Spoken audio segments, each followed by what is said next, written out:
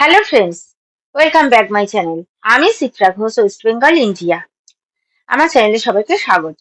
Friends, আগের দিনের ভিডিওতে আমি আলোচনা করেছিলাম ডিজিটাইজেশন এবং ডিজিটালাইজেশন বিষয়টা নিয়ে। তো আজকে আলোচনা করব ডিজিটাল ট্রান্সফরমেশন। তো ডিজিটাল ট্রান্সফরমেশন বিষয়টা কি? Represent the impact cost by the process of digitalization. অর্থাৎ কিনা ডিজিটাল ট্রান্সফরমেশন হলো এমন একটা প্রক্রিয়া যার মাধ্যমে যে কোনো প্রতিষ্ঠান, ব্যবসা বা সমাজ ডিজিটাল টেকনোলজি ব্যবহার করে নিজেদের কাজকর্ম এবং তাদের পরিষেবাগুলোকে আধুনিকায়ন করে এবং উন্নত করে। এটা শুধুমাত্র প্রযুক্তিগত পরিবর্তনের মধ্যে সীমাবদ্ধ নয়, বরং সংস্থার সংস্কৃতি, তার কাজের প্রক্রিয়া এবং ক্লায়েন্ট বা কাস্টমারের সাথে তাদের যে সম্পর্ক, সেটার মধ্যেও একটা বিশাল পরিবর্তন আসে। এবার আমি আলোচনা করব ডিজিটাল ট্রান্সফরমেশনের বিভিন্ন দিক নিয়ে।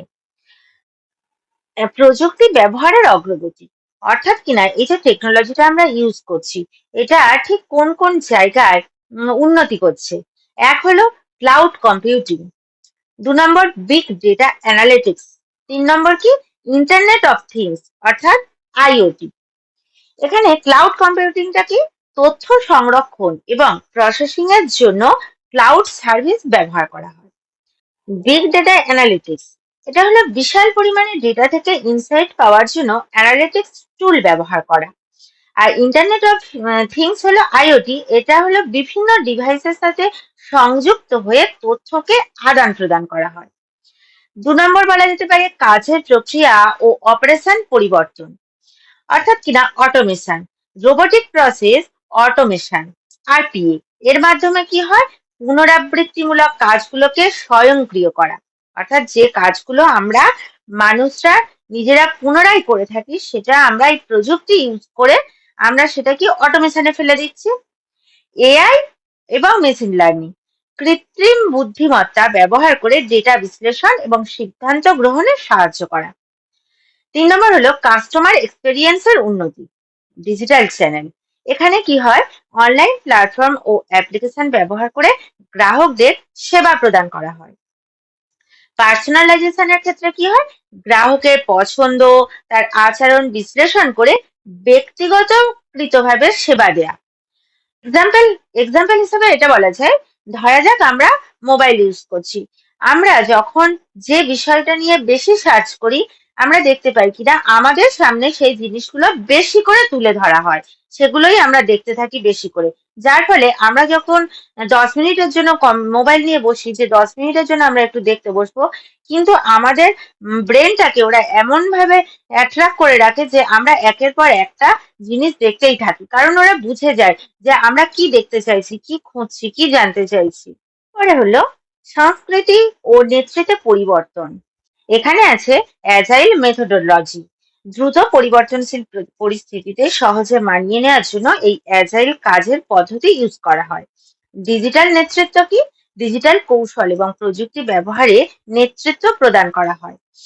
এই যে আমরা ডিজিটাল ট্রান্সফরমেশন ইউজ করছি, এতে আমরা কি কি উপকার পেতে পারি? প্রথমত বলা যায় দক্ষতা বৃদ্ধি। প্রযুক্তির সাহায্যে কাজ দ্রুত এবং নির্ভুলভাবে করা হয়।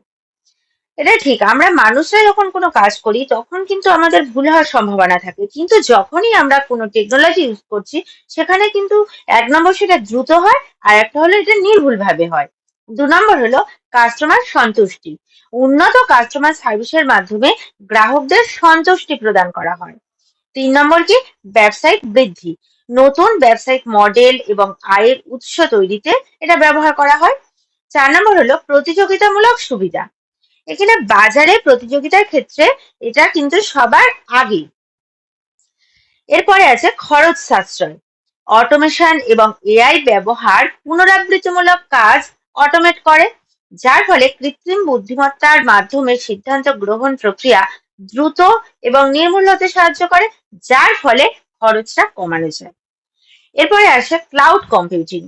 ক্লাউড সার্ভিস ব্যবহার ইনফ্রাস্ট্রাকচারের খরচ কমানো যায় এবং আইটি রিসোর্স ব্যবহারেও সাশ্রয় হয়। ডেটা ড্রিভেন সিদ্ধান্ত গ্রহণ, ডেটা অ্যানালিটিক্স এবং বিগ ডেটা বিশাল পরিমাণে ডেটা বিশ্লেষণ করে ব্যবসার জন্য কার্যকরী ইনসাইট পাওয়া যায়, যা উন্নত সিদ্ধান্ত গ্রহণে সাহায্য করে। এরপরে আসে কর্মচারীর উৎপাদনশীলতা বৃদ্ধি। এখানে আছে কোলাবোরেশন টুলস, অর্থাৎ ডিজিটাল টুলস যেমন স্ল্যাক, মাইক্রোসফট টিমস এবং গুগল ড্রাইভ কর্মচারীদের মধ্যে সহযোগিতা এবং যোগাযোগ সহজ করে, যার ফলে কাজের গতিও বৃদ্ধি পায়। এরপর আছে দূরবর্তী কাজের সুবিধা। ডিজিটাল প্রযুক্তি ব্যবহার করে কর্মচারীরা যে কোনো স্থান থেকে কাজ করতে পারে, যা তাদের সময় ও স্থান অনুযায়ী কাজ করার স্বাধীনতা দেয় এবং উৎপাদনশীলতা বাড়ায়। এরপর আসে নতুন ব্যবসায়িক মডেল ও সেবা। ডিজিটাল প্রোডাক্ট ও সেবা। ডিজিটাল ট্রান্সফরমেশন ব্যবসাগুলোকে নতুন ডিজিটাল প্রোডাক্ট এবং সেবা তৈরি করার জন্য সুযোগ দেয়, যা নতুন আয়ের উৎস হতে পারে। এরপরে আসে ই কমার্স। ডিজিটাল প্ল্যাটফর্মে ব্যবসা পরিচালনা করে আরো বেশি গ্রাহক আমরা পেতে পারি। এরপরে বাজারে আমরা যে সহজে মানিয়ে নিতে পারি, এই যে অ্যাজাইল মেথোডোলজি, যেটা আমি একটু আগেই আলোচনা করলাম, এটা দ্রুত পরিবর্তনশীল পরিস্থিতিতে সহজে মানিয়ে নেওয়ার জন্য এই অ্যাজাইল কাজের পদ্ধতি অবলম্বন করা হয়, যার ফলে বাজারের চাহিদা অনুযায়ী দ্রুত সিদ্ধান্ত নেওয়া যায়। এরপরে আসা যাক প্রতিযোগিতামূলক সুবিধা। নতুন প্রযুক্তি ব্যবহারের ফলে কি হয়, নতুন এবং উন্নত প্রযুক্তি ব্যবহার করে ব্যবসাগুলো প্রতিযোগীদের থেকে এগিয়ে থাকতে পারে। আর উন্নত কাস্টমার সার্ভিস এবং পার্সোনালাইজড অভিজ্ঞতার মাধ্যমে গ্রাহকদেরও ধরে রাখতে সহজ করে। এই যে এতক্ষণ আমরা যে আলোচনাটা করলাম, এটাকে যদি আমরা জিস্ট হিসেবে বলি, তাহলে এই ডিজিটাল ট্রান্সফরমেশন প্রতিষ্ঠানের বিভিন্ন ক্ষেত্রে উল্লেখযোগ্য উন্নতি এনে দেয়, যার ফলে প্রতিষ্ঠানগুলোর দীর্ঘমেয়াদী সফলতা এবং টেকসই উন্নয়ন সম্ভব হয়। তো ফ্রেন্ডস, আজকের আলোচনা এই পর্যন্তই। Thank you. We are so in it to in it.